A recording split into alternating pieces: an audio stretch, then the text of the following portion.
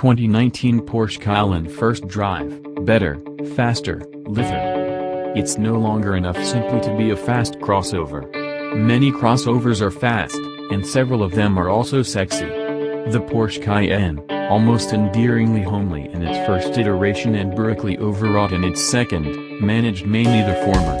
To be fair, you could say they were distinctive, and looked appropriately expensive. There was no mistaking it was a Porsche. And then the Macan came along, much sleeker, definitely sexier.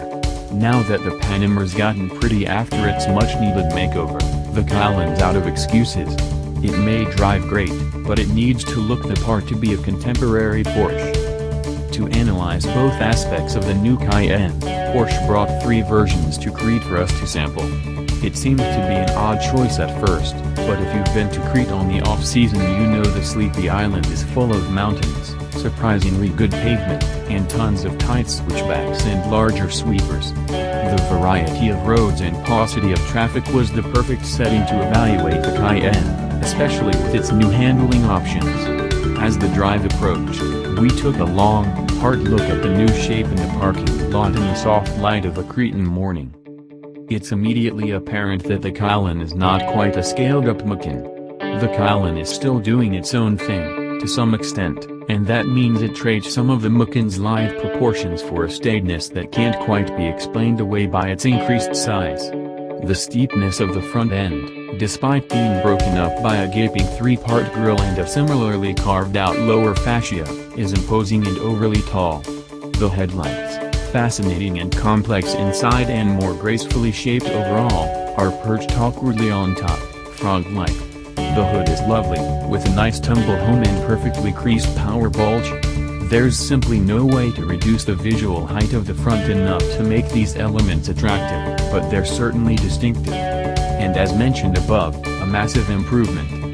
The profile is clean, with a sharp dual radius character line around each wheel well, perfect semicircles, and deep scallops in the doors.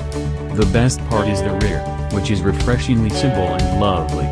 The wide, unbroken taillight element resembles the Panamera's similar unit but with a dash of inspiration from the Macan's deeply concave lights.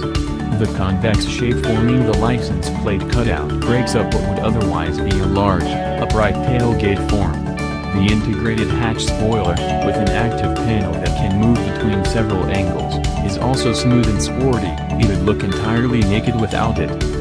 Much as the decluttering outside is welcome, the interior is clean and smooth when compared to its predecessor. The major interior themes are all there, the large, tombstone-shaped air vents, prominent boomerang grab handles, and so on, so it's immediately recognizable as a Cayenne. Instead of a bewildering pile of chiclet buttons on the center console, the 2019 uses seamless buttons arrayed symmetrically around the piano black center console.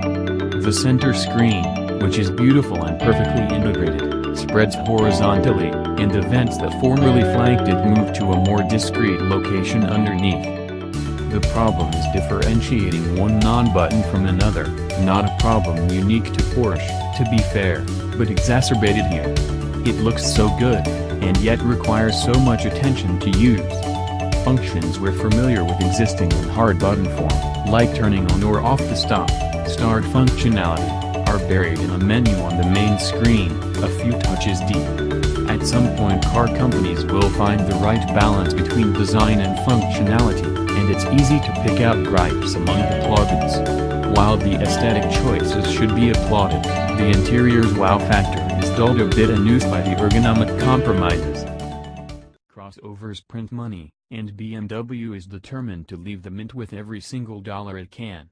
After kicking things off in 1999 with the X5, BMW has introduced an X1, X3, X4 and X6.